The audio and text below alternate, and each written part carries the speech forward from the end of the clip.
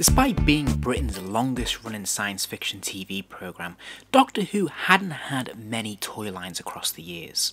True, in the 60s during Dalek Mania there'd been a handful of companies making roly-poly Daleks and the like, and in the 1970s during the show's peak popularity there was a very cool but ultimately short-lived Mego style range of action figures from Dennis Fisher. But over the course of the next decade there'd be next to nothing in the way of toys to support Doctor Who. But that all changed in 1988 when Dapol threw the hat into the ring.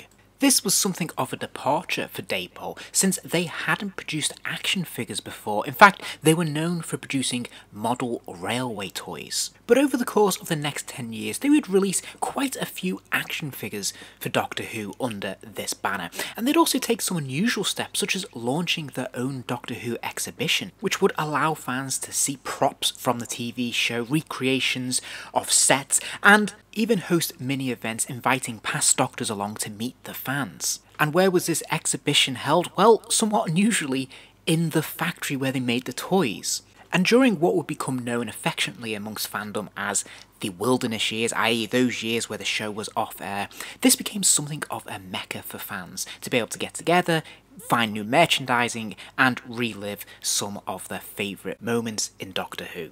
I myself went many times as a child and I have great affection for both the exhibition and the toys. But I think it would be fair to say that the owners of Dapol were not Doctor Who fans, and there were many interesting choices and a few strange incongruities that managed to slip under the radar in this toy line. So today on Weird and Wonderful, I thought I'd try something a little bit different and actually give a whole line overview of these figures, looking at some of the highs and lows of this collection.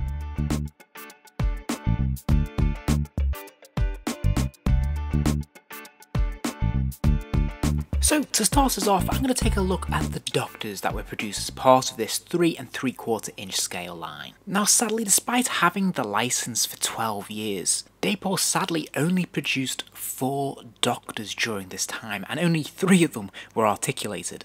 But to be fair to Dapol, they did start off very strong. They released the current Doctor, the 7th Doctor, Sylvester McCoy, back when he was still on TV screens, albeit only for another year. And I have to say, I have great fondness and affection for these initial early releases with this wonderful card art. Clearly taking the cue from the Kenner Star Wars figures, we have a really eye-catching image of the central character. In this case, of course, it is the 7th Doctor, which I think is a really nice production shot. We have the figure in that bubble packaging, and then we have the Doctor Who logo that was current at the time in the top left-hand corner, and we have that fantastic image of the Tardis in the right-hand corner, and it actually just goes over the card itself at the edges, which I think is a really nice touch, very fun. And at the bottom, we actually have a huge Dapol logo, which is pretty much the same size as the line logo for Doctor Who, which I think is pretty interesting. But all in all, it's quite a simple design, but I think wonderfully effective. And then on the reverse we see some of the same imagery again, but fantastically we have these other production shots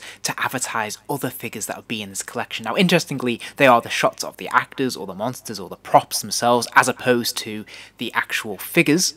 But I do think there's something quite wonderful about this card art. That I think this is really displayable even to this day, and there's something genuinely quite exciting about it, even though it's incredibly simple in its design. I'm a real big fan of this, and like I said, I have very strong, fond memories of this from childhood. Now, over the course of time, Dapol would change their packaging, and they would really cut this right down to a very slimline approach, and it would be a much more basic affair. It would be essentially all a clamshell packaging with a single card inside, which was generic and used for every single figure, and it would just be blue with white stars for the background, and it'd be just about the size of the figure itself, which is obviously a lot less attractive. It looks a lot cheaper, and I'm sure it was a lot cheaper to produce, but it's not as effective, and in my opinion it's not really very displayable. But as you can see here, we would at least get a variant of the 7th Doctor. So we would have him in his grey coat, but they also produced him in his brown coat. Now, he does wear green pants in both releases, which I don't believe Sylvester McCoy ever did in the show. And you'll see he also comes with his umbrella. Now, the umbrella definitely is a point of contention, because again, in the initial releases, it would be a quite accurately painted umbrella if the scale is a little bit off, because that umbrella looks gigantic when it's placed on his arm there. But nevertheless, at least it has the red handle, and of course the umbrella itself is black. But later releases wouldn't have this level of care or attention to detail, and they would usually just be produced in whatever colour the plastic they were moulded in. So you might get a blue umbrella, you might get a brown one, you might get a black one, or you might get a red one. In fact, you might get any assortment of colours depending on what had been knocked out the factory that day. But one thing you could guarantee is that it would all be one colour and there would be absolutely no paint apps on the handle.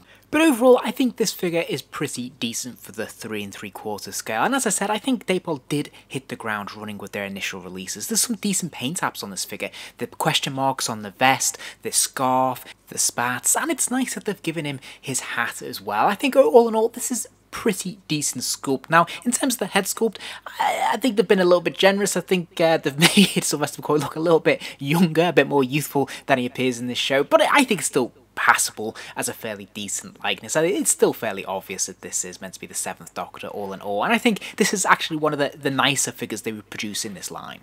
Sadly though, the same can't be said for the rest of the Doctors in this line, which are just varying degrees of awful. Now, strangely enough, they didn't start producing more Doctor figures until near the end of their run, in which they rushed out 2 or 3 right at the very end, which is a real shame because I think they had plans to expand this and have a lot more Doctors. And obviously, for a show with 7 Doctors, 7 stars, it's odd that they left it till the end to start doing these, but at least they did produce a 4th Doctor and a 3rd Doctor.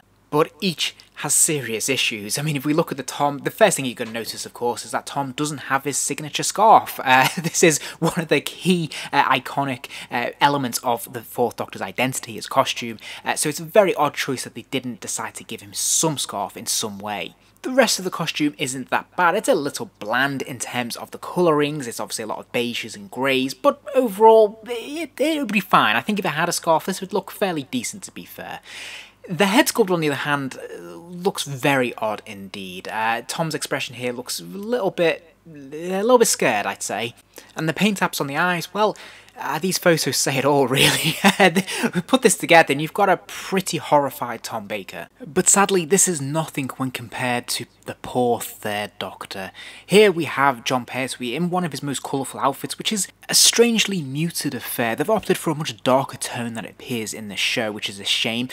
Again, in terms of the sculpting of the outfit, it looks pretty good, but my real issue with this figure is the head sculpt. And these paint apps,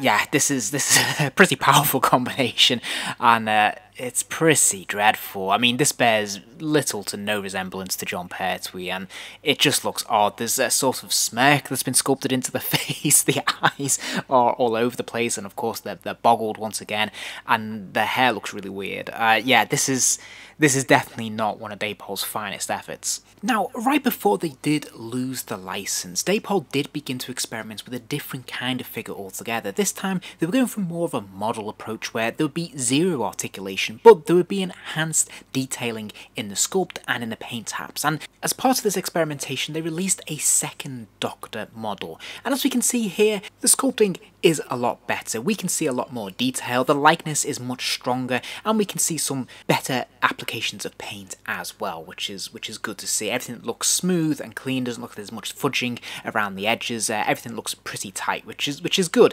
Now, my only gripe with this one really is that, well, it's not articulated, and I know that's the intention, but if you've built up a collection of these figures so far, then this one's going to be a bit disappointing, I think, because it obviously doesn't fit, it doesn't really belong. Now, I do believe they were paving the way to go in a different direction with this release, but yeah, it sadly doesn't quite fit with the other Doctors in this line. Now sadly, just before they lost the license, there were plans, and indeed we have this image of this prototype made of a first Doctor, William Hartnell. And I have to say, this looks pretty good. In terms of the sculpting, this looks even better than the 2nd Doctor. And I think if it was nicely painted, this would have made a very nice little statue. Again, for me personally, I probably wouldn't have been as keen because I like my articulation and my action figures. But nevertheless, I think for this new direction, this represented a positive step forward. So it's a shame that this was never released.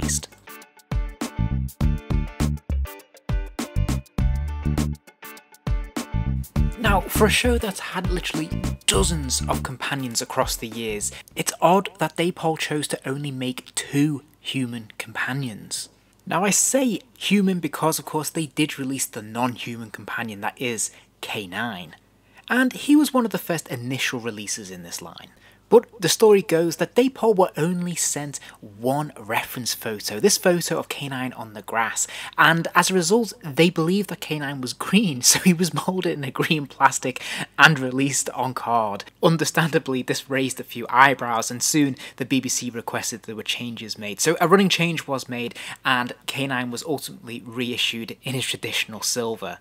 But the green K9 has become something of a legend for collectors of the Dapol line, and he would ultimately represent the first of several blunders. Now, fortunately for fans of the 7th Doctor, we actually get both his companions in this line. First up we have Ace, and Ace is a very natural choice. Of course, she was the current companion when this line was first released, and as figures go, she's quite distinctive. She comes with a backpack and a baseball bat, which is pretty cool, and I think there's a decent effort with the paint apps when it comes to getting all the badges right on her jacket, but I do think things start to fall apart when we look at the head sculpt, which is pretty awful. I think it's fair to say this is not a great likeness by any stretch of the imagination. And then we have Mel, who is actually one of the shorter lived companions for Doctor Who, but I think she would have still been fresh in people's minds, having just left the year before this line launched. It kind of makes sense to have done a figure of Mel. But funnily enough, Dapol will go one better and actually give her a variant as well. And the blue variant is funny for a couple of reasons. First off, if we look at the card art, we can see there is a photo there of Mel in her pink top. And then to compound matters, the outfit she's wearing is not remotely accurate. So she did wear a blue outfit in Paradise Towers, but of course it looked very different to this. This is obviously just a repaint of the pink costume from Time and the Rani, so it doesn't look right, it's not the right colour. But nevertheless, nice that this companion got not only a release, but also a variant. And to this day, Dapol hold the record for producing the only figure of Mel ever made. And that, sadly and frankly bizarrely enough, would be all of the companions that would be produced for any of the Doctors, which is kind of shocking. Now, if you are a huge 7th Doctor fan, then I think you've been relatively well served there. But if you're a fan of any other era of Doctor Who, then it's going to be very disappointing that you never got a supporting character to go alongside your Doctor. On the other hand, and again somewhat surprisingly, Dapol were quick to be able to produce a line of Time Lord figures. And essentially each of these figures is pretty much identical, with a slight running change to colour and the shape and size of the collar. But other than that, they're all pretty much the same. They do all sport this very same strange expression on their face. It is equally well painted on all of them, i.e. not well, and there is zero articulation below the waist. There is definitely something a little gawky and strange and slightly unsettling about this set of figures, but on the other hand, at least Dapol can be credited for recognising that this is a figure that fans would want, and we're sensible enough to produce multiple variants. And I still think that this would be a winner today in the character options line, but for some reason, character options have yet to capitalise on this.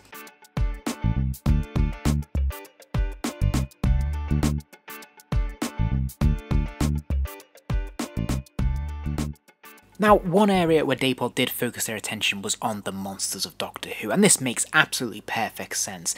Doctor Who does, of course, have a long, rich history and a massive back catalogue of famous and fun monsters that children have loved across generations. And of course, they translate very well into toys. In fact, I would say that some of Dapol's best efforts were actually in the monsters themselves.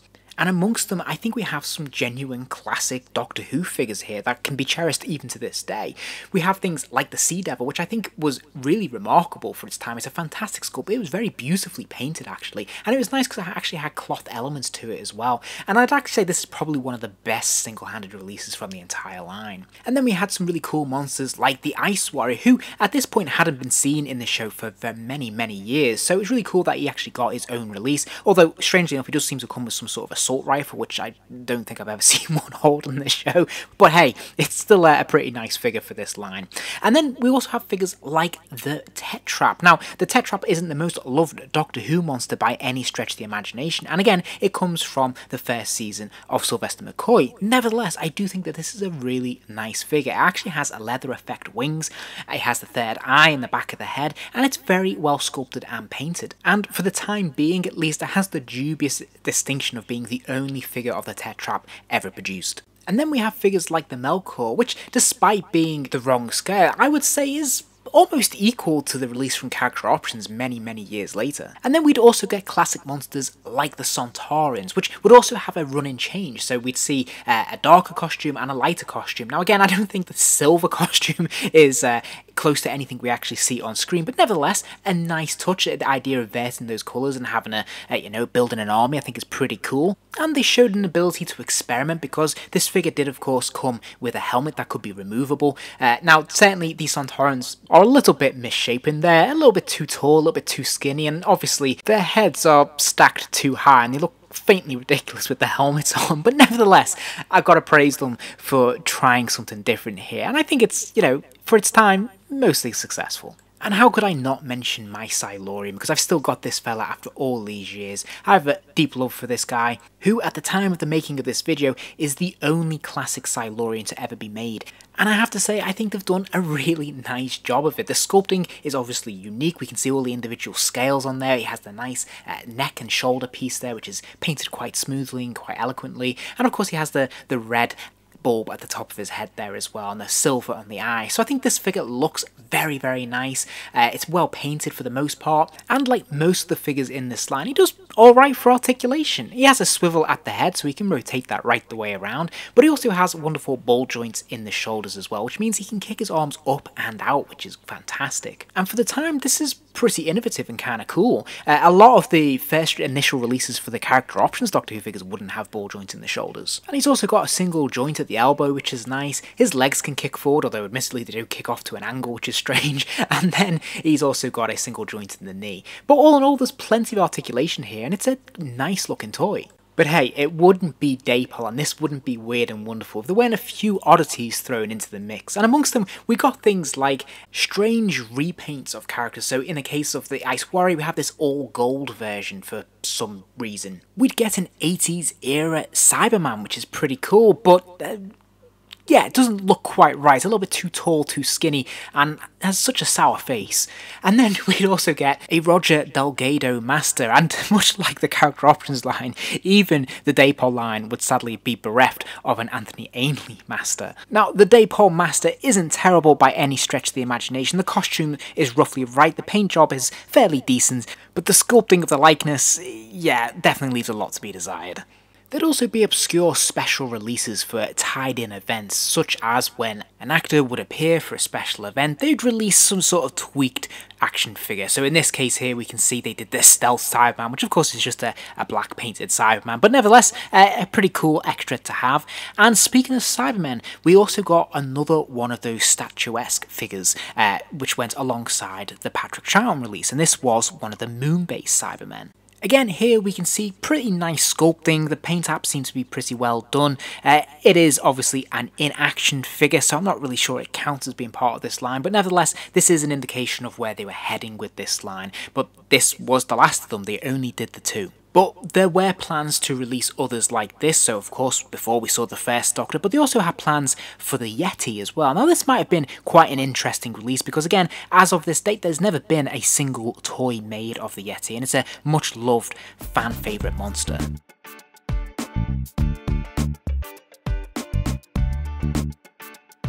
But hands down, the most prolific release from Dapol was Daleks. They seem to make Daleks in every possible colour combination you can imagine. Whether they appeared in the show or not, it didn't really matter to Dapol. They would release a Dalek in those colours. And here I have my own Millennium Dalek. That's right, they released a series of brightly coloured glitter Daleks with a nice glossy finish, I must say. And these would be released to celebrate the coming millennium, and yeah, that makes me feel a bit old. But trust me, at the time, the year 2000 was a big deal. And Dalek toys have been evergreen, really. Wherever there's been a Doctor Who line, there's always been a Dalek toy somewhere. But like a lot of toy companies across the years, Dapol struggled with the dimensions of the Dalek, so the Dalek is a little bit too tall, a little bit too thin and narrow, but roughly looks right. And I think they must have been doing something right, because in terms of the articulation, it's pretty much identical to what we get nowadays from character options, so I can't really fault them too much for that. The dome spins around, the eye stalk looks up and down, the plunger and the gun are on ball joints, so they rotate right the way around, and it also has a click and drag function as well, so when you pull your Dalek back and you release him, he will move forward, which is pretty cool. Certainly by today's standards, these figures look pretty quaint, I have to say, especially if you put them next to the character options equivalent. But I have to say, back in the day, these looked pretty cool to my eyes, and I love mine dearly. And I'm guessing the Daleks sold pretty well for Dapol, because they made quite a few of them, as I said, pretty much every colour scheme you could imagine, but they'd even go so far as to release special box sets full of Daleks.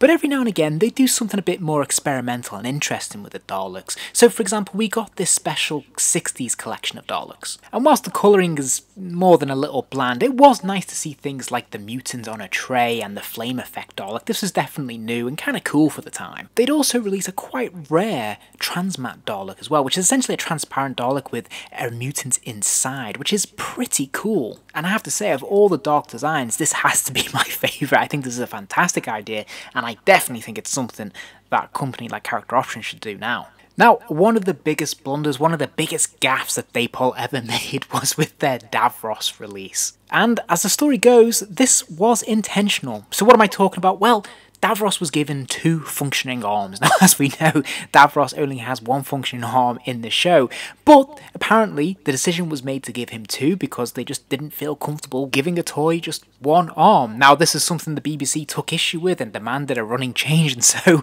ultimately this figure would be released with the arm chopped off. But I have to say, seeing a figure of Davros with 2 arms is quite wonderfully surreal.